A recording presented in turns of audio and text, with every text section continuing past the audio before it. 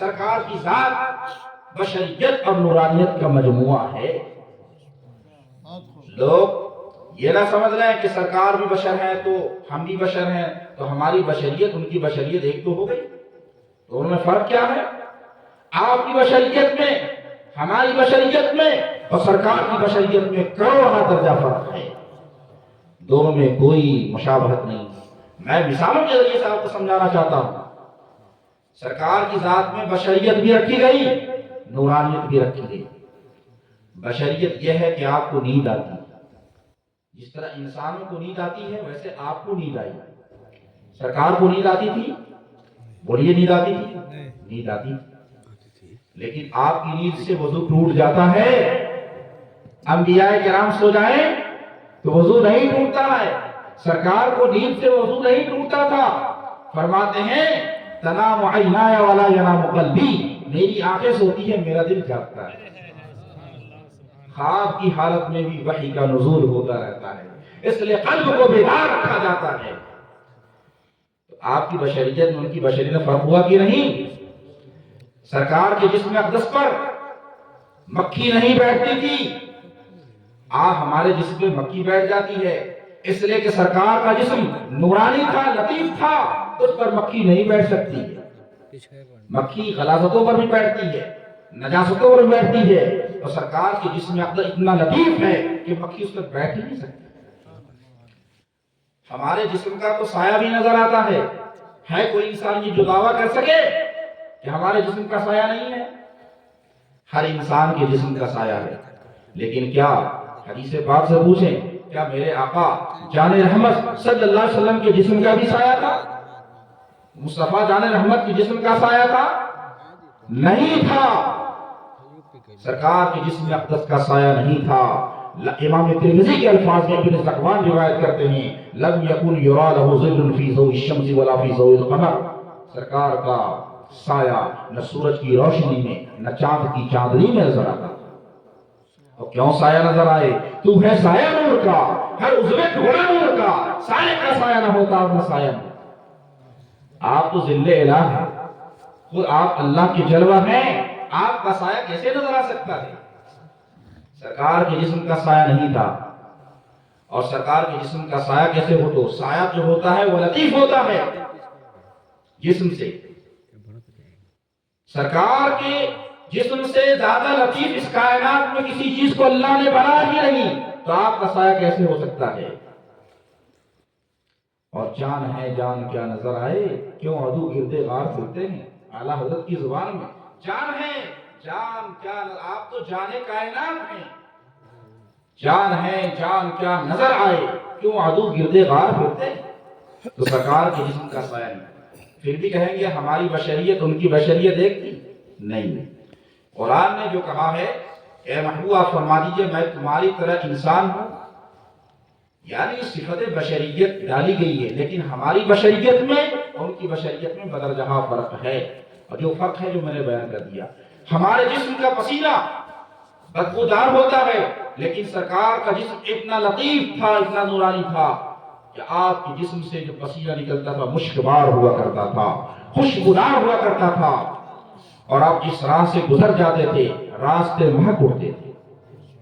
تو بشریت بھی آپ کی نورانی، اور بشریت کا عالم یہ تھا کہ آپ کی بشریت بھی نور کے خمیر سے تیار کی، اس کے اندر تاوانی اور چمک اتنی کأن الشمس تجری فی وجہی، گویا چہرے انور میں سورج تیر رہا ہو۔ حضرت برا بن عازب فرماتے ہیں اگر کوئی یہ کہے کہ مجھ سے سرکار کے وصف بیان کرو تو میں سرکار کے وصف کو بیان نہیں کر سکتا، لأنی لم اکن املا عین رسول اللہ صلی اللہ علیہ وسلم، اس لیے کہ میں نے سرکار کو جی بھر کے دیکھا ہے، لأنی لم اکن املا عین من رسول اللہ صلی اللہ علیہ وسلم، اس لیے کہ میں نے سرکار کو جی بھر کے نہیں دیکھا۔ تو کیسے برابری ہو سکتی ہے؟ جب سفر معراج ہوا تو ان تینوں شانوں کی طرف آپ کو لے جایا گیا۔ پہلا سفر بشریت کا سفر تھا، یا آپ کی بشریت کو معراج کرائی گئی۔ پھر جب آپ وہاں سے آسمانوں کی سیر کی طرف نکلے تو آپ کی نورانیت کو معراج نصیب ہوئی، اور سدر المنتہا تک، عرش اعظم تک آپ کی نورانیت کو معراج ہوئی۔ اب آگے کا جو سفر تھا وہ سفر حقیقت تھا، فقط نور اور بشر کا سفر نہ تھا، اب نورانیت بھی پیچھے ہے، بشریت بھی برتہ حیرت میں ہے۔ اب آگے سفر ہو رہا ہے وہ لا مقام کا سفر، جہاں اسپیس ہی نہیں، نو ٹائم نو اسپیس، لا مقام، اس کو قرآن نے لا مقام کہا ہے۔ وہاں جبرائیل امین پیچھے رہ گئے۔ اب کہا کہ اگر میں آگے بڑھتا ہوں تو میرے بالوں پر جل جائیں گے، تو کس چیز سے جل جائیں گے؟ سوال یہ پیدا ہوتا اللہ کی تجلی سے یا حضور صلی اللہ علیہ وسلم کی تجلی سے؟ تو اس میں کسی چیز کا ذکر نہیں آیا، فقط آیا کہ تجلی کے فروغ سے۔ اب تجلی کا فروغ کس طرح سے ہوگا؟ اب سرکار لبادہ بشریت اور لبادہ نورانیت دونوں سے اوپر اٹھ کر لبادہ حقیقت کی طرف بڑھ رہے ہیں۔ وہ لباس جس کو نہ ملائکہ نے دیکھا، جس کو نہ انسانوں نے دیکھا، حضرت اویس قرنی کی زبان میں حضرت اویس قرنی مولا کائنات سے فرماتے ہیں لم تکن ترا لم ترایا رسول اللہ صلی اللہ علیہ وسلم الا ظلہ، سرکار کی صرف سایہ کا آپ لوگوں نے دیکھا ہے، سرکار کی حقیقت کو نہیں دیکھا ہے۔ فرمایا ولا ابن ابی قحافہ، پوچھتے ہیں کیا ابن ابی قحافہ نے بھی نہیں دیکھا؟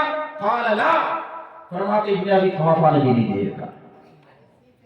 فرماتے ہیں لعلہ غاص لجة المعارف طلبا للوقوف على عین الحقیقت المحمدیہ، شاید ابو بکر نے کوشش کی تھی کہ ہم حقیقت محمدیہ معلوم کر سکیں، تو انہیں روک دیا گیا اور کہا گیا ھذا امر عنہ عجز عنہ اکابر الرسل، یہ وہ معاملہ ہے جس سے اکابر الرسل عاجز ہیں حقیقت محمدیہ کو سمجھنے سے۔ آج اس مقام کی طرف سرکار بڑھ رہے ہیں۔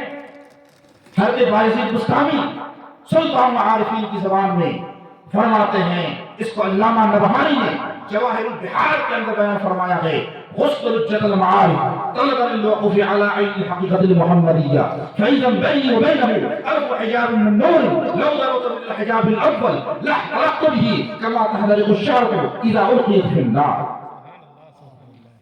حضرت بایزید بستامی فرماتے ہیں کہ میں معرفت کے سمندر میں ڈوب گیا تاکہ حضور صلی اللہ علیہ وسلم کی حقیقت معلوم کر سکوں کہ آپ کی حقیقت کیا ہے، تو میرے اور اس نور کے درمیان ہزار پردے حائل تھے۔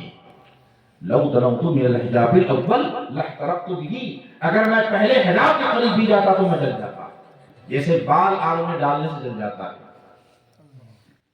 یہ حضرت بایزید بستامی فرماتے ہیں اب جب سرکار بڑھے آگے کی طرف لا مقامے، تو آپ کی تجلی حقیقت کا فروغ ہونا شروع ہو گیا، آپ کی ذات اتنی روشن ہو گئی، اتنی متجلی ہو گئی کہ جبریل امین اگر ساتھ ہوتے تو بھی جل جاتے۔ اس لیے حقیقت کا ظہور ہو رہا تھا، سرکار اپنی شان حقیقت کی طرف بڑھ رہے تھے جس شان میں اللہ تعالیٰ نے آپ کو پیدا فرمایا تھا، اور اس مقام پر پہنچے جس کو قرآن نے کہا ثم دنا فتدلی، پھر وہ جلوہ قریب ہوا، قریب ہوا، فتدلی اور قریب اتر آیا اور قریب ہوا، تدلی کا معنی اور قریب ہوا۔ دنا میں 3 حروف ہے، تدلی میں 4 حروف ہے۔ دنا تدلی میں رمز ہے، قریب ہوا اور قریب آیا، قرب کی انتہا ہوئی، فاصلے سمٹ گئے، دوریاں ختم ہوئی۔ دنا میں فقط قرب ہے، تدلی میں غایت قرب ہے۔ پھر کہا گیا فکانا قاب قوسین او ادنی، پھر وہ جلوہ اتنا قریب ہوا اللہ تعالیٰ سے، اللہ بھی اپنی شان کے مطابق قریب ہو رہا ہے۔ ادھر حضور صلی اللہ علیہ وسلم بڑھ رہے ہیں، اعلیٰ حضرت کی الفاظ میں بڑے محمد قریب احمد قریب آ سرور مجدد، تمہارے خاطر کھلے ہیں وہ جو کریم پر بند راستے، قریب آ رہے ہیں۔ قف یا محمد فإن ربک یصلی، اے محبوب قریب آ جاؤ، تیرا رب اپنی شان کے مطابق قریب ہوتا ہے۔ قرب کی اتنی انتہا ہوئی، فکان قاب قوسین او ادنی، اب 2 کمانوں کے درمیان کا فاصلہ رہ گیا۔ جتنی دوری 2 کمانوں کے درمیان میں ہوتی ہے، ایک قاب قوسین 2 کمانوں کے درمیان کا فاصلہ، تو 2 کمانوں کے درمیان بھی کچھ فاصلہ تو رہتا ہی ہے، بیچ میں فاصلہ ہے، اس کو بھی رب نے منظور نہیں کیا۔ دیا، اس کو بھی ختم کر دیا، ثم اب ادنا کر اس کو بھی ختم کر دیا، ثم دنا فتدلى فكان قاب قوسين او ادنى. اب وہ نور اتنا قریب ہوا کہ وہ نور ذات سے واصل ہو گیا. وہ نور جو روز اول جدا ہوا تھا امر کل کے ذریعے سے، اللہ تبارک و تعالیٰ نے جس کو امر کل سے ظاہر فرمایا تھا اس شب میں جا کر واصل ہو جاتا ہے، وہ نور جا کر گم ہو جاتا ہے. اسی کو معراج کہتے ہیں، اسی کو وصل کہتے ہیں. اعلیٰ حضرت کی زبان میں حجاب اٹھنے میں لاکھوں پردے، ایک پردے میں لاکھوں جلوے. عجب گھڑی تھی کہ وصل و فرقت جنم کے بچھڑے گلے ملے تھے، وصل اور فرقت دونوں گلے مل رہے تھے. وہ نور جو روز اول جدا ہوا تھا آج جا کے وصل ہو جاتا. وہ سرکار کی اپنی شان تھی، وہ شان تھی، اور جب اس شان سے جدا ہو اسی کو معراج کہا جاتا ہے. بے حجاب سرکار کو دیکھا، لیکن اب عبد رہا،